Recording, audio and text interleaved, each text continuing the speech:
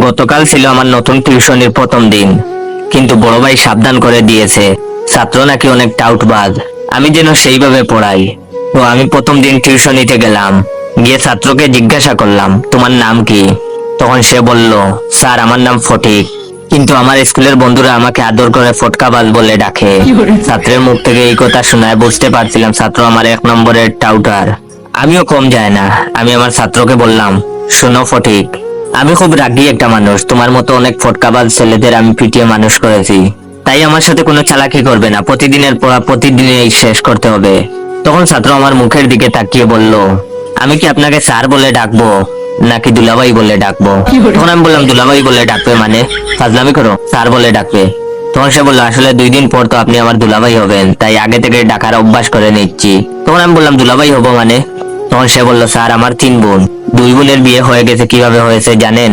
তখন আমি বললাম, কিভাবে? তখন সে বললো, স্যার আমাদের পরিবারের আর্থিক অবস্থা তেমন ভালো না, তাছাড়া বর্তমানে মেয়ে বিয়ে দেওয়া অনেক টাকার ব্যাপার। আমার আব্বু আম্মু খুব চালাক, তারা চালাকি করে ভার্সিটি পড়ুয়া ভালো একটা ছেলেকে আমাকে পড়ানোর জন্য নির্বাচিত করে। তারপর ওই স্যার যখন আমায় পড়াতে আসে, তখন তাকে আমার আব্বু আম্মু খুব আদর যত্ন করে। পড়ানোর সময় আমার আপু খুব সুন্দর করে সেজে স্যারের সামনে গুড়গুড় করে। তো একদিন আমাকে শিখিয়ে দেওয়া হয় আমি যেন পড়ার সময় মিথ্যা কথা বলে ওয়াশরুমে চলে যাই, আর আমিও তাই করি। তখন আপু স্যারের রুমে এসে দরজা বন্ধ করে দেয়, আর একটু পরেই আম্মু আব্বু দরজা ধাক্কাধাক্কি করতে থাকে। তখন আপুটা কান্না ভেজা চোখে দরজা খুলে। তারপর আব্বু আম্মু জোর করে ওই স্যারের সাথে আপুকে বিয়ে করিয়ে দেয়। তখন স্যারের কিছুই করার থাকে না, কারণ আব্বু আম্মু স্যারকে খুব ভয় দেখায় আর বলে বিয়ে না করলে এলাকার লোকদের জানাবে। তখন স্যার নিরুপায় হয়ে কাঁদতে কাঁদতে আপুকে বিয়ে করে। এতে টাকাও খরচ হলো না, আর ভালো ছেলের সাথে বিয়ে দেওয়া হলো। 2 জনের বিয়ে এভাবেই হয়েছে, আর 3 নম্বর বোনের বিয়ের জন্য আব্বু আম্মু আপনাকে নির্বাচিত করেছে। ছাত্রের মুখ থেকে এইসব কথা শোনার পর আমার অবস্থা খুব খারাপ হয়ে যায়। আমি উঠে দাঁড়ানোর শক্তি পর্যন্ত হারিয়ে ফেলি, হাত পা আমার থরথর করে কাঁপতে থাকে। তখন ছাত্র আমার কানের কাছে ফিস ফিস করে বলল, স্যার একটু পর আপু আসবে, চা দেবার নাম করে আপনাকে দেখতে। আমি তখন কথা বলার শক্তি পর্যন্ত হারিয়ে ফেলেছি। ঠিক তখনই দেখলাম কালো একটা মেয়ে মুখে সাদা পাউডার মেখেছে, ঠোঁটে লাল লিপস্টিক, লাল টিপ, একদম অদ্ভুত খারাপ দেখতে, হাতে চায়ের কাপ নিয়ে আমার কাছে আসছে। ছাত্র তখন আমার আবার ফিস ফিস করে বলল, স্যার আমার আপু, তার সাথেই আপনাকে আব্বু আম্মু জোর করে বিয়ে দিবে। জানি না আমার তখন কি হয়েছিল, শরীরের সমস্ত শক্তি নিয়ে জুড়ে একটা চিৎকার দিয়ে জ্ঞান হারালাম। যখন জ্ঞান ফিরলো তখন দেখি ছাত্রের মা আমার মাথায় পানি ঢালছে, আর ছাত্রের বাবা আমার হাত পা মালিশ করছে। আমি তখন সোজা ছাত্রের মায়ের পায়ে ধরে কাঁদতে কাঁদতে বললাম, আন্টি আমায় মাফ করে দেন, আমি বিয়ে করতে পারবো না, আমি খুব গরিব, আমাকে নিয়ে আমার বাবা মার অনেক স্বপ্ন, তাছাড়া আমার গার্লফ্রেন্ডও আছে, ও যদি জানে আমি বিয়ে করেছি তাহলে আমায় মেরে ফেলবে। বাই দ্য ওয়ে এইটা মিথ্যা ডায়লগ ছিল। তখন তিনি বললেন, আরে বাবা তুমি আমার পা ছাড়ো, আর বিয়ে করবা না মানে কি? তখন আমি বললাম, আমি আপনার মেয়েকে বিয়ে করতে পারবো না।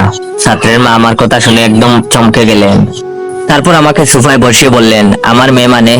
আমার তো কোনো মেয়েই নেই, আমার তো একটা মাত্র ছেলে। তখন আমি বললাম, তাহলে ওই মেয়েটাকে? তখন তিনি বললেন, আমাদের বাসার কাজের মেয়ে। ওয়েট ওয়েট, গল্পটা শেষ করার আগে আমার এই ভিডিওটা আপনার 15 জন বন্ধুকে শেয়ার করে দিবেন। অনেকে আমার ভিডিওতে কমেন্ট করেন, জয় ভাই প্রতিদিন নতুন নতুন ফানি গল্প দেও না কেন? তো ভাই আপনাদের উদ্দেশ্যে, আমি ফানি গল্প দিয়ে কি করব? আপনারা তো লাইক কমেন্ট শেয়ার কিছুই করেন না। তো যদি চান আমি প্রতিদিন রেগুলার ফানি ফানি গল্প দেই, তাহলে অবশ্যই আমার এই ভিডিওটা আপনার 15 জন বন্ধুকে শেয়ার করে দিবেন, এন্ড কমেন্ট বক্সে বলবেন গল্পটা কেমন লাগছে, এরকম গল্প কি প্রতিদিন চান?